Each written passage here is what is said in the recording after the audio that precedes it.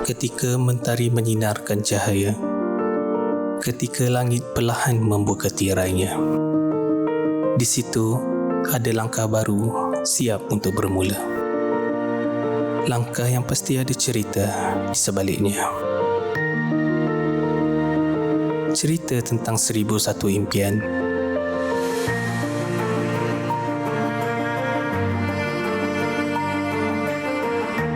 Hai cerita kakak, hari ni very excited sangat sebab guess what? Mek you nak pergi Kelantan. Lamanya Mek you tak pergi Kelantan. Impian yang memayung pada langit kita bersama. Impian yang membawa kepada harapan. Harapan yang membawa kepada kerinduan.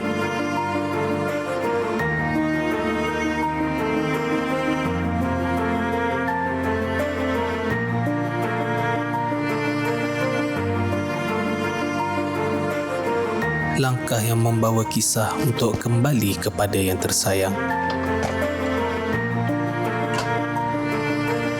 Lumpur delivery selamat pagi, Red Cap 6436 requesting flight level 280 to Kota Baru.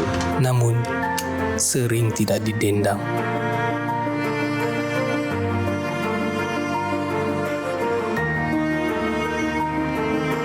Tangan-tangan yang bekerja di belakang setiap harapan. Tangan yang memeriksa segala perihal selamat. Red Cap 6436 passing flight. Tangan yang mengemudi tombol dan butang. Red Cap 6436, pushback and start approve, runway 3 to left, onto pushback line, face. Suara yang memandu gerak tiap arah dan laluan. Penuh aturan, penuh disiplin agar tidak tersilap langkah. Kerana di sebalik setiap langkah perjalanan, ada amanah yang tidak pernah terhenti. Amanah yang sebati dalam jiwa, tersemat erat di dalam hati. Ia bukan sekadar tanggungjawab. Ia adalah janji. Janji bahawa setiap langkah itu membawa anda pulang dengan selamat. 0.85 Red Cap 6436. Terima kasih. Selamat Hari Raya. Selamat pulang ke pangkuan keluarga. Pulang kepada kenangan. Pulang kepada mereka yang menunggu dengan penuh kesabaran. Habis Zarul, cuba sini gitu.